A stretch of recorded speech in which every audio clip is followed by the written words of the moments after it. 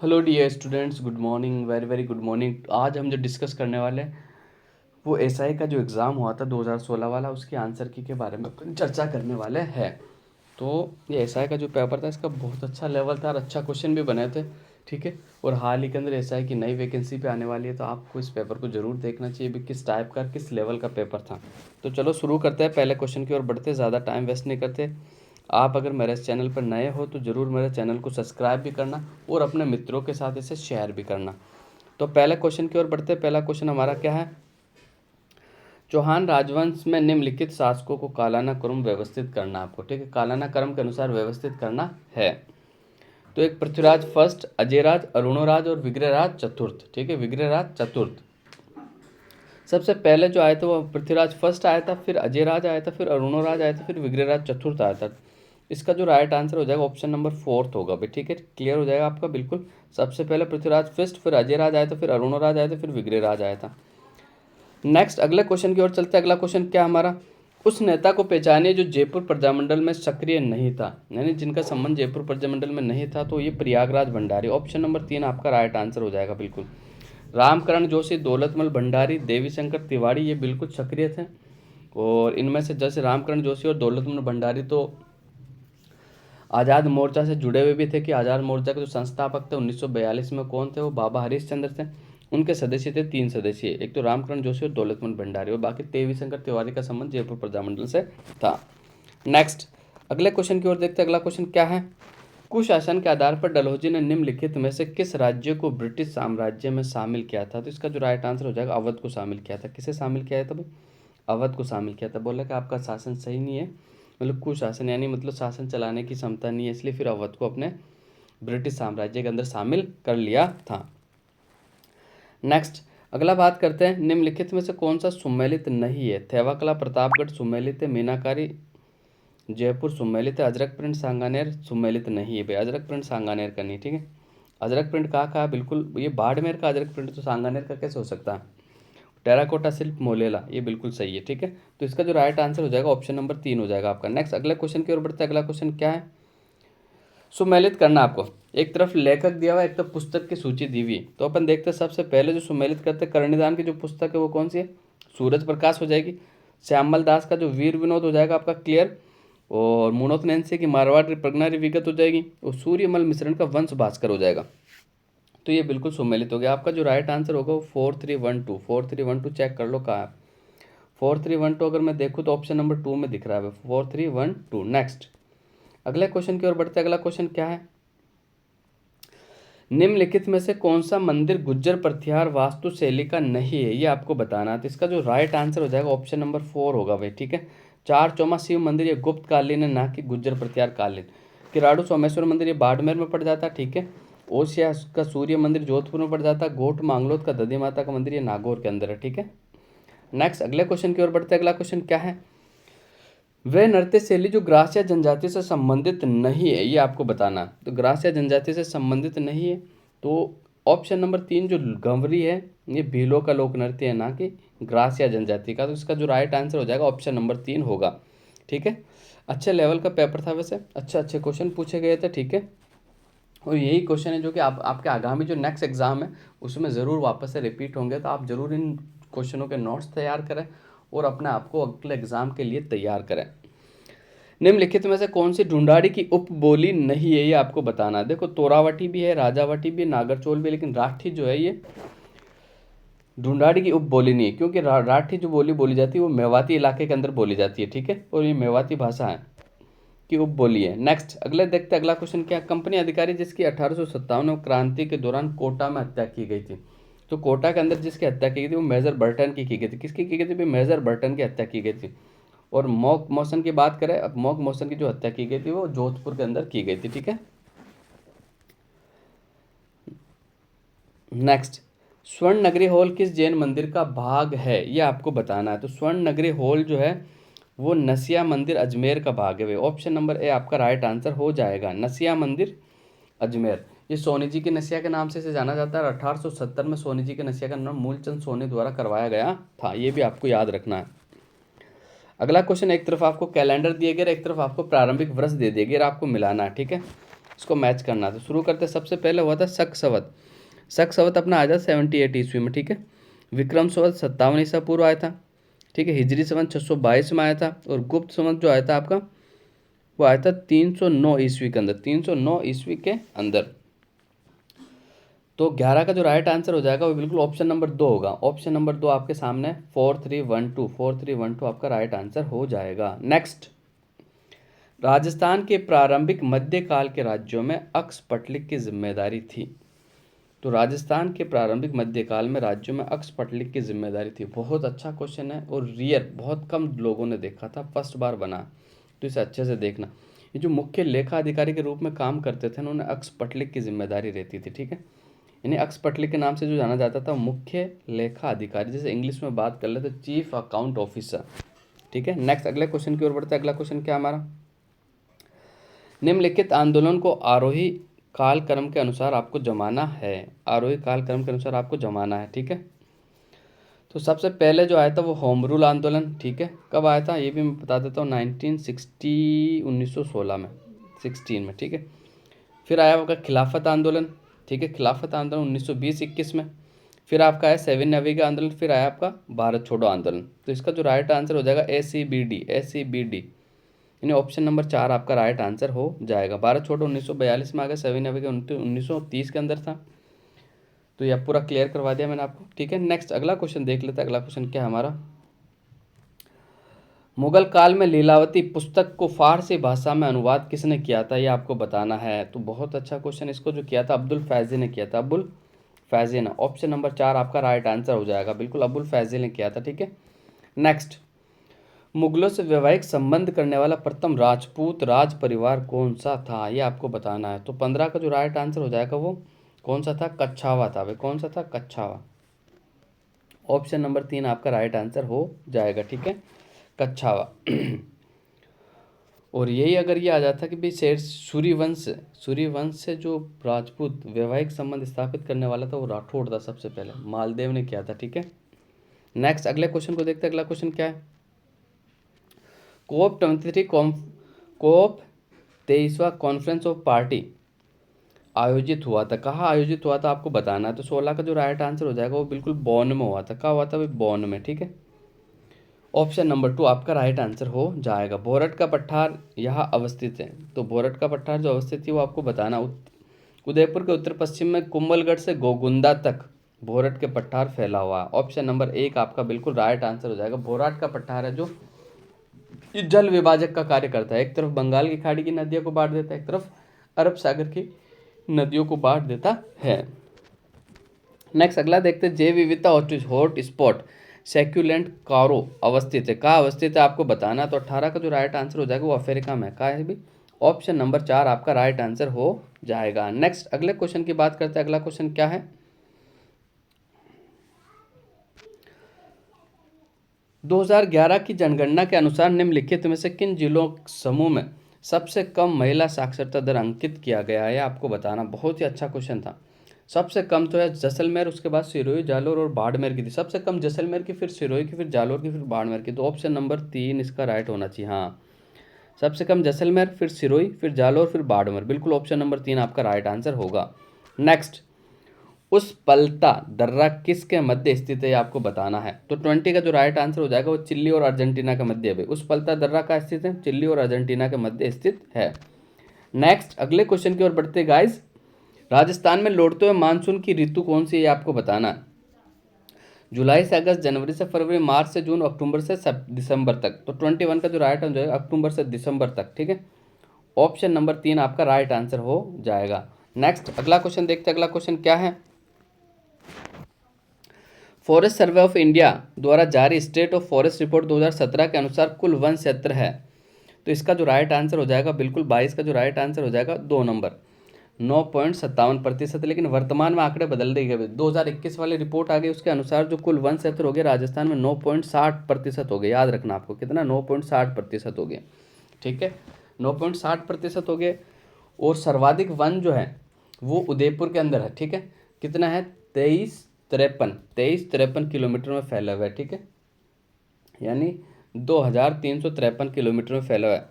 और सबसे सबसे ज़्यादा क्षेत्रफल की भी बात कर ले तो 23.49% ये भी उदयपुर के अंदर। क्षेत्रफल भी सबसे ज़्यादा वनों का पूछे तो उदयपुर में, और प्रतिशत भी पूछे तो भी उदयपुर में।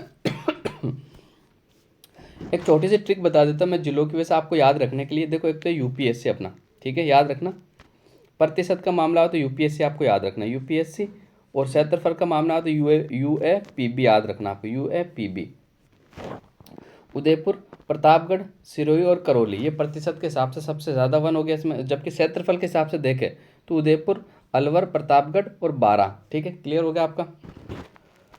और प्रतिशत एरिया के क्षेत्र के हिसाब से देखें तो सबसे कम जो है वो चूरू के अंदर है, और प्रतिशत के हिसाब से सबसे कम देखें तो वो जोधपुर के अंदर है। ठीक है, तो ये आपको याद रखना है। और सर्वाधिक वृद्धि की बात करें तो अजमेर के अंदर हुई थी, वनों में सर्वाधिक वृद्धि का हुई थी अजमेर में। कितनी? 25 किलोमीटर में, लगभग 25 किलोमीटर में। ठीक है, नेक्स्ट अगले क्वेश्चन की बात करते हैं। कौन सा तट भारत के पश्चिमी तट का भाग नहीं है? तो 23 का जो आपका राइट आंसर हो जाएगा कोरोमंडल तट। ऑप्शन नंबर 4 आपका बिल्कुल राइट आंसर हो जाएगा। नेक्स्ट अगले क्वेश्चन की बात करते हैं। निम्नलिखित में से कौन सा लोहा इस्पात उद्योग हिंदुस्तान स्टील लिमिटेड से शासित नहीं है? तो 24 का जो राइट आंसर हो जाएगा वो कुल्टी है भाई।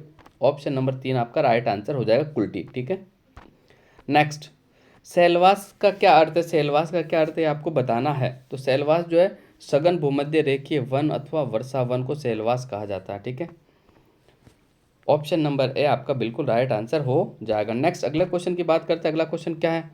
नेपाल हिमालय किसके मध्य अवस्थित है ये आपको बताना है। नेपाल हिमालय जो आता है किसके मध्य है ये आपको बताना है।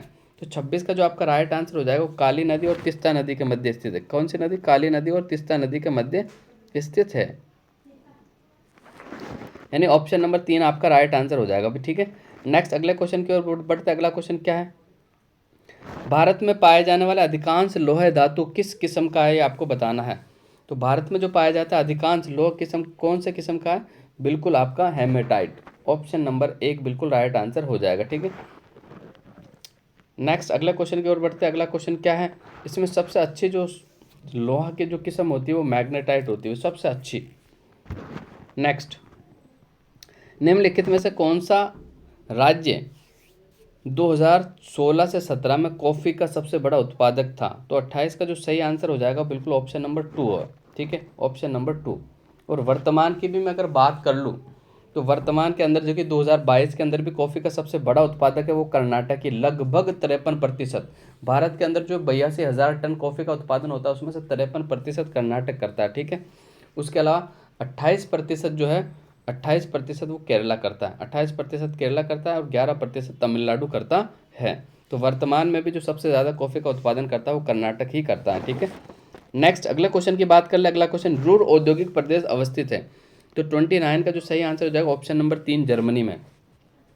रूर औद्योगिक प्रदेश कहाँ स्थित है? तो जर्मनी में स्थित है। रूर औद्योगिक प्रदेश जर्मनी में स्थित है। नेक्स्ट अगले क्वेश्चन की ओर बढ़ते हैं। अगला क्वेश्चन क्या है? जाखम बहुउद्देश्य परियोजना राजस्थान के कौन से जिले में स्थित है? प्रतापगढ़ में है। ऑप्शन नंबर 4 आपका राइट आंसर हो जाएगा प्रतापगढ़ में। ठीक है, राजस्थान का सबसे ऊंचा बांध कौन सा है? मुझे आप कमेंट करके जरूर बतावें कौन सा बांध है सबसे ऊंचा बांध। नेक्स्ट अगले क्वेश्चन की ओर बढ़ते। अगला क्वेश्चन भारत के संविधान से संबंधित क्वेश्चन स्टार्ट हो गया अब आपके। भारतीय संविधान में संघ अवशिष्ट शक्तियां निहित करके किसका अनुसरण किया गया है? तो 31 का जो आपका राइट आंसर हो जाएगा वो कनाडा की प्रणाली का। किसका? कनाडा की प्रणाली का। ठीक है, ऑप्शन नंबर 2 आपका राइट आंसर हो जाएगा। नेक्स्ट, भारतीय न्याय व्यवस्था में जनहित याचिका के प्रारंभ के समय भारत के मुख्य न्यायाधीश कौन थे? अच्छा सवाल है। इसका जो राइट आंसर हो जाएगा option number 4। Option number 4 PN. Bhagwati. Option number 4 PN. Bhagwati होगा। ठीक है, राजस्थान राज्य मानवाधिकार आयोग का विन्यास है? तो इसका जो राइट आंसर हो जाएगा 33 का बिल्कुल 3 होगा। एक सदस्य, एक अध्यक्ष और 2 सदस्य, एक अध्यक्ष और 2 सदस्य हो जाएंगे। ठीक है, और राजस्थान मानवाधिकार आयोग की जो स्थापना है वो 1999 मार्च 1999 में उसकी गठन की अधिसूचना जारी कर दी गई थी और ये कार्यशील जो हुआ था 2000 के अंदर ये कार्यशील हो गया था। ठीक है, और वर्तमान के अंदर जो मानवाधिकार आयोग के अध्यक्ष वो जी.के. व्यास है। पहले जो था वो कांता भटनागर थे। कौन थे भी? कांता भटनागर। नेक्स्ट अगले क्वेश्चन की ओर चलते हैं। अगला क्वेश्चन क्या हमारा? कौन से राज्य में स्थानीय सरकार पंचायती राज स्वरूप सर्वप्रथम अंगीकार किया था? ठीक है, तो 34 का जो राइट आंसर हो जाएगा अपना कौन सा होगा भाई? 3 नंबर, राजस्थान और आंध्र प्रदेश। राजस्थान और आंध्र प्रदेश ने सबसे पहले पंचायती राज स्वरूप को अपनाया था। नेक्स्ट अगले क्वेश्चन को देखते हैं। मूल अधिकारों से संबंधित जनहित याचिका दायर की जा सकती है। तो 35 का जो राइट आंसर हो जाएगा ऑप्शन नंबर 4 होगा। उच्चतम और उच्च दोनों ही न्यायालयों में समक्ष, ठीक है, दोनों ही न्यायालयों में याचिका प्रस्तुत की जा सकती है। मौलिक अधिकार के रूप में हटाए जाने से पूर्व संपत्ति का अधिकार किस अनुच्छेद का हिस्सा था, यह आपको बताना है। तो 36 का जो राइट आंसर हो जाएगा ऑप्शन नंबर 2 19, ठीक है, ऑप्शन नंबर 2 राइट आंसर हो जाएगा आपका, ठीक है। नेक्स्ट अगले क्वेश्चन की ओर बढ़ते हैं। अगला क्वेश्चन क्या है हमारा? वर्तमान राजस्थान विधानसभा में कितने सदस्य मनोनीत है? तो वर्तमान राजस्थान, ये जो सवाल पूछा था तब एक भी नहीं था, ठीक है, और वर्तमान में भी मैं बात कर लूँ तो एक भी सदस्य मनोनीत नहीं है। राजस्थान प्रथम विधानसभा का जो गठन हुआ था वो 1952 से 1957 में हुआ था, ठीक है। प्रथम विधानसभा में जो सीटें थी 160 थी। दूसरी विधानसभा में बढ़ाकर कितनी कर दी गई? 176। तीसरी में भी 176 थी। चौथी के अंदर 184 होगी। पांचवी में भी 184। छठी विधानसभा जब आई तो सीटों की संख्या बढ़कर 200 हो गई थी। कितनी हो गई थी? 200। वर्तमान के अंदर जो राजस्थान विधानसभा की सीट है वो 200 सीटें है। नेक्स्ट अगले क्वेश्चन की ओर बढ़ते हैं। अगला क्वेश्चन क्या है हमारा? तो भारत के संविधान की प्रस्तावना में दिए गए आश्वासन का सही क्रम आपको चुनना है कि सबसे पहले को क्या है, क्रम कौन आया उसके बाद। तो 38 का जो राइट आंसर हो जाएगा ऑप्शन नंबर 3 होगा। सबसे पहले न्याय, स्वतंत्रता, समता और बंधुता। न्याय, स्वतंत्रता, सबसे पहले न्याय, फिर स्वतंत्रता, समता, बंधुता। न्याय, स्वतंत्रता, समता और बंधुता, ठीक है। ऑप्शन नंबर 3 आपका राइट आंसर हो जाएगा। भारत के संविधान के अनुसार एक व्यक्ति एक समय में अधिकतम कितने राज्य या राज्यों का राज्यपाल हो सकता है? तो 39 का जो राइट आंसर हो जाएगा अपना बिल्कुल ऑप्शन नंबर 4। अधिकतम संख्या निर्धारित नहीं है भी कितने राज्यों का बन सकता है। ये जो बताया गया अपने एक्ट 153 अनुच्छेद 153 में बताया गया कि भी एक राज्यपाल है, एक से अधिक राज्यों का राज्यपाल रह सकता है, लेकिन कितने राज्यों का रह सकता है ये अधिक बताया नहीं, निर्धारित नहीं है, ठीक है। नेक्स्ट अगले क्वेश्चन की ओर बढ़ते हैं। अगला क्वेश्चन क्या है हमारा? भारत सरकार अधिनियम 1935 की विशेषता है। तो 40 का जो राइट आंसर हो जाएगा बिल्कुल ए बी सी तीनों ही है, ठीक है। प्रांतीय स्वायत्ता भी है, संघीय न्यायालय की स्थापना भी है, केंद्र में अखिल भारतीय संघ की स्थापना भी है। इसका सही विकल्प जो हो जाएगा 4 ए बी सी चारों ही राइट आंसर आपके हो जाएंगे, ठीक है। नेक्स्ट अगले क्वेश्चन की बात करते हैं। 41 राजस्थान के लोकायुक्त के जांच के दायरे में आते हैं मंत्री, सचिव, राज्यपाल या स्वायत्त शासन संस्थानों के अध्यक्ष। तो 41 का जो आपका राइट आंसर हो जाएगा वो बिल्कुल मंत्री भी आते हैं, सचिव भी आते हैं। देखो मंत्री भी आता है, सचिव भी आता है, स्वयं शासन संस्थानों के अध्यक्ष भी आते हैं, लेकिन राज्यपाल नहीं आता। तो इसका जो राइट आंसर हो जाएगा 1 2 4 ऑप्शन नंबर 1 आपका राइट आंसर हो जाएगा, ठीक है।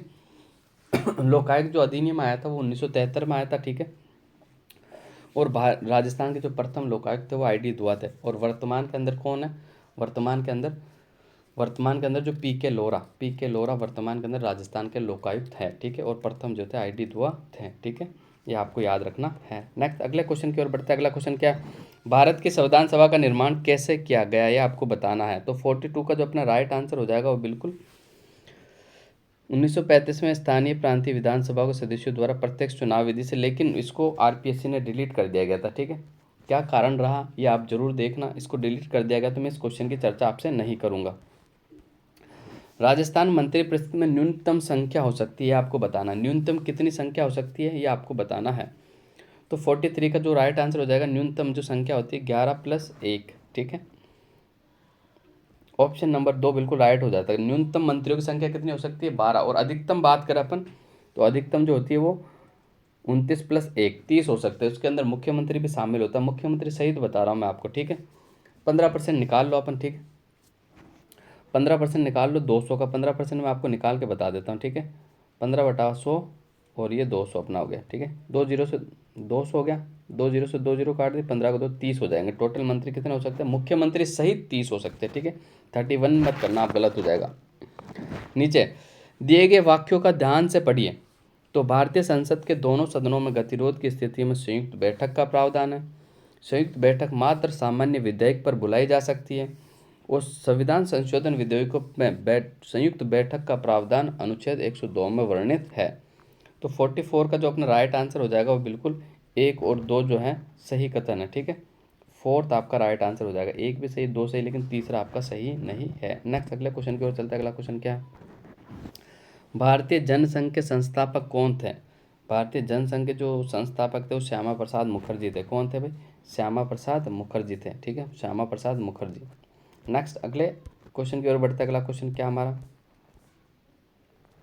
मानव विकास रिपोर्ट 2016 के अनुसार भारत में मानव विकास सूचकांक का कौन सा स्थान दिया गया है? तो 46 का जो अपना राइट आंसर हो जाएगा ऑप्शन नंबर 3 होगा, 131। ठीक है, और वर्तमान 2022 की मैं ह्यूमन इंडेक्स की बात कर लूँ, ह्यूमन डेवलपमेंट रिपोर्ट की बात करूँ मैं, तो इसमें जो भारत का स्थान है 132 है भाई, एक और बढ़ गया। ठीक है, पहले 131 था और वर्तमान के अंदर 132 हो गया, आपको याद रखना। ठीक है, नेक्स्ट 15वें वित्त आयोग के अध्यक्ष कौन है? तो वर्तमान में भी एन के सिंह है, उस समय भी एन के सिंह थे। 16वें वित्त आयोग के गठन की चर्चा चल रही है, अभी गठन नहीं हुआ। नेक्स्ट, राजस्थान के 2018 और 19 के बजट में निम्न में से किस स्थान पर ऊँटनी के दूध के प्रसंस्करण और विपणन के लिए मिनी प्लांट स्थापित करने की घोषणा की गई है? तो 48 का जो राइट आंसर हो जाएगा वो जयपुर के अंदर की गई। कहाँ भाई? जयपुर के अंदर। ऑप्शन नंबर 2 आपका राइट आंसर हो जाएगा। ठीक है, नेक्स्ट, 7वीं पंचवर्षीय योजना 1985 से 90 के दौरान थी, मुख्यतः जोर दिया गया था किस सब्जेक्ट पर? तो इसका जो सही आंसर हो जाएगा खाद्य उत्पादन, रोजगार और उत्पादकता। ऑप्शन नंबर 3 आपका बिल्कुल सही आंसर होगा। तो नेक्स्ट अगले क्वेश्चन की ओर चलते हैं। अगला क्वेश्चन क्या है, राष्ट्रीय टिकाऊ खेती मिशन के अंतर्गत निम्नलिखित में से कौन सा उप मिशन सम्मिलित किया गया है? ये बिल्कुल राजस्थान जो इकोनॉमिक सर्वे है उससे बना हुआ सवाल है। तो 50 का जो राइट आंसर हो जाएगा वो बिल्कुल ऑप्शन नंबर 4 जो है 50 का बिल्कुल राइट आंसर हो जाएगा आपका। ठीक है, मृदा स्वास्थ्य प्रबंधन। ठीक है,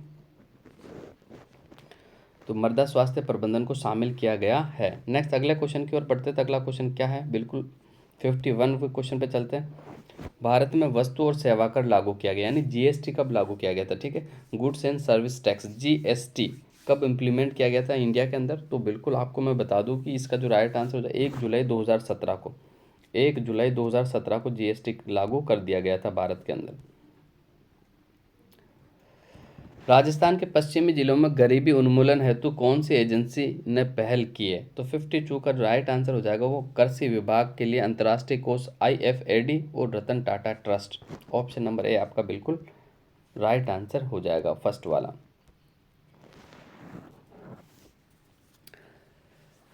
मार्च 2017 तक अंत में सड़कों का घनत्व प्रति 100 वर्ग किलोमीटर में कितना था? तो इसका जो राइट आंसर हो जाएगा अपना 53 का, बिल्कुल 53 का जो राइट आंसर हो जाएगा वो 66.29 किमी था। लेकिन वर्तमान की बात कर ले तो 77 पॉइंट समथिंग हो गया, 77 किलोमीटर हो गया वर्तमान के अंदर। ठीक है, ये आपको याद रखना है।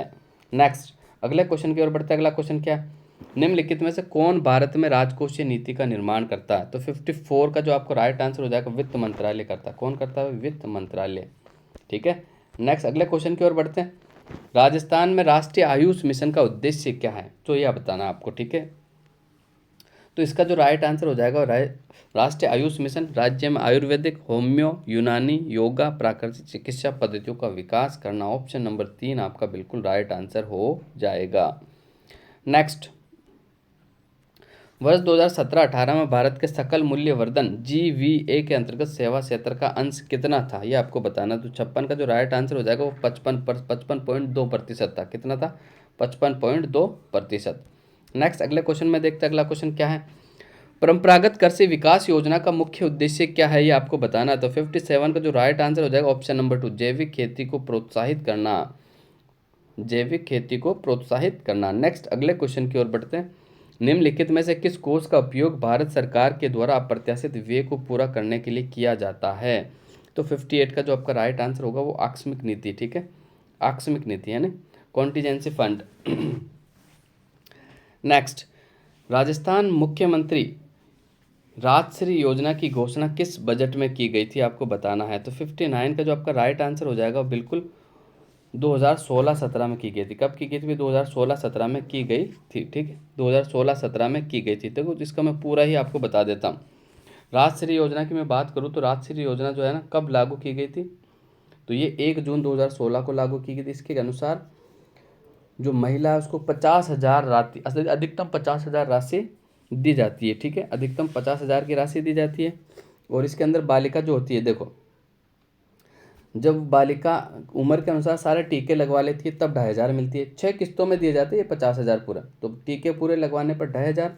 दूसरा, जब पहली क्लास के अंदर उसका प्रवेश ले लेती है छात्रा तो उसको 4,000 मिलते हैं, और जब छठी क्लास में आ जाती है तो 5,000 मिलते हैं, जब 10वीं क्लास में आ जाती है तो 11,000 मिलते हैं, और जब 12वीं क्लास पास कर लेती है तो उसको 25,000 रुपये की राशि दी जाती है। क्लियर?